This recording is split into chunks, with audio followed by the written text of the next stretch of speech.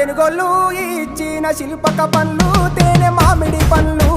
తీయంగా దిందామె తీరొక పండ్లు చిలక నేరేడు పండ్లు కాపంలో ఇచ్చిన మక్క కంకులు అవి పాల కంకులు కాల్చుకొని తిందాము కందికాయలు పచ్చి పల్లికాయలు గుజారి గుజారి మామిళ్ళ కిందో నల్ల మామిళ్ళ కింద కుసుమరోళ్ళేసిన కుందన బొమ్మ అది కుందన బొమ్మ